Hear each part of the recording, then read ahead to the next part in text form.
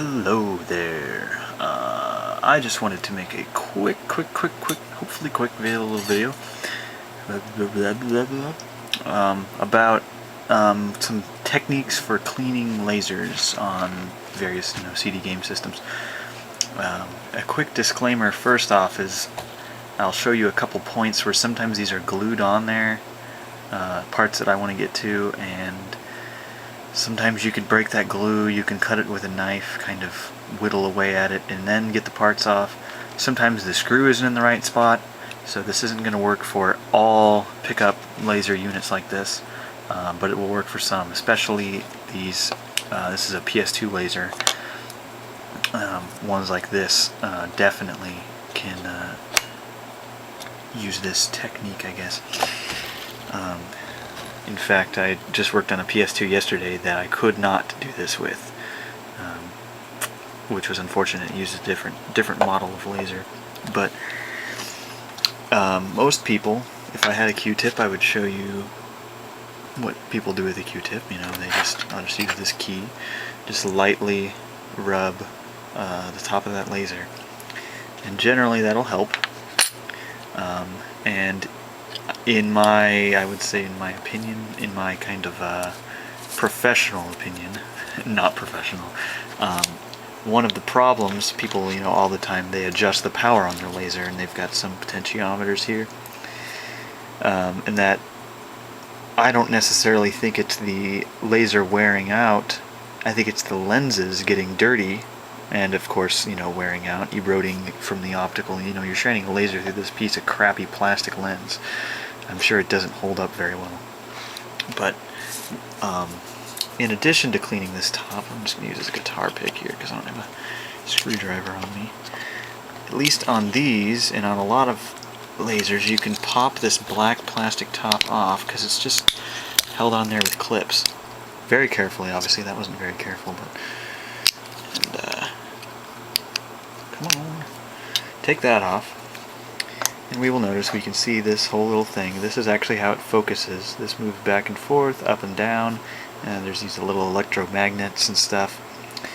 On this particular model, get the screwdriver out here, you'll notice there's this glue on the sides, and this is actually kind of a jelly.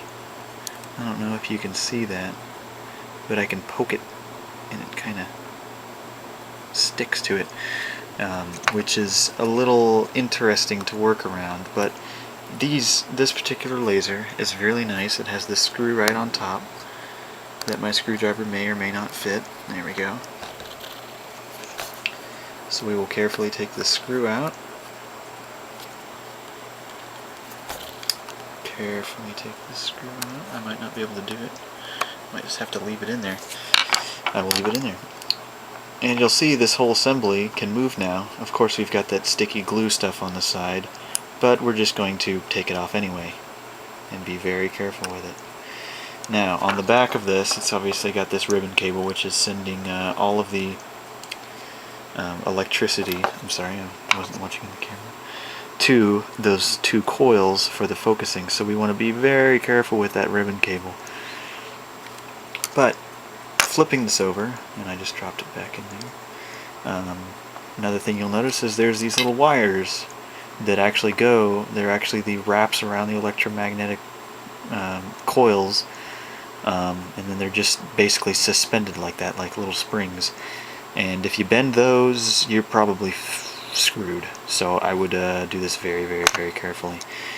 But we can flip it over.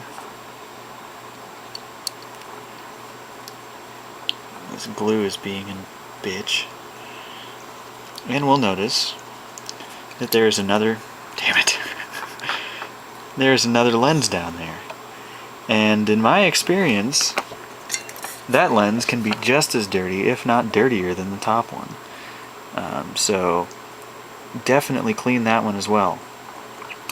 And if possible, on this one it's very recessed in there, so you can't really get to it. But if you can get to the bottom side of that lens, as you can see, that one's deep in there, so I wouldn't even try for that. But if you can get the bottom of that lens, I would clean that as well.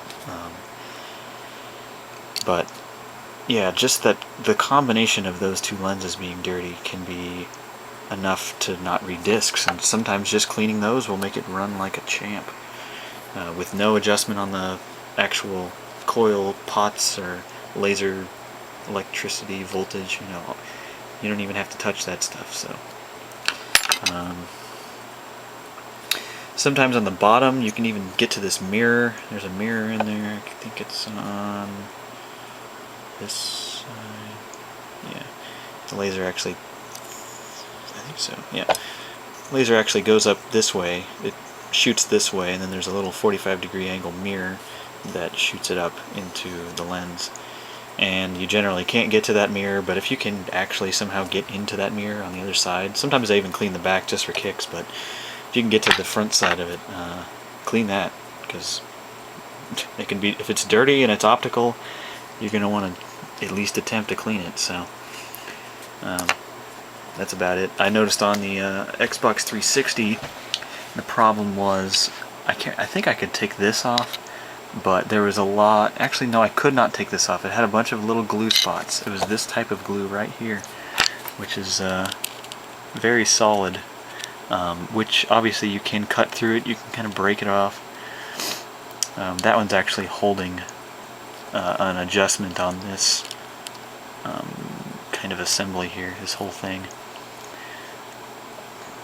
But yeah, sometimes that glue will be holding this on, so you'll need to get that off. And then sometimes, like I said earlier, you can't even get to this screw. Sometimes the screw will be over here and it'll be obstructed, or sometimes this whole thing will be held in from the bottom, which is covered up by a bunch of other stuff, so it's like way too much work. But on this one you can actually take this screw out and then slide this little kind of board out and move it up a little bit, but it's still pretty iffy. It's a lot of work to get down in there. But main thing to reiterate, cleaning the top as well as cleaning the secondary lens in the bottom can do wonders. And sometimes you don't need to adjust it don't need to adjust it any more than that. Don't need to even get a new laser like you thought you might have. So definitely on PS3s. Not so sure about all other consoles, but it's something to look into when your game system stops reading discs. But anyway, thanks for watching, and I hope someone found this useful information useful. Because I've cleaned a lot of PlayStations that I could have done this to, and I bet they don't work anymore because I didn't do a thorough job like I wish I could have. So anyway, take it easy.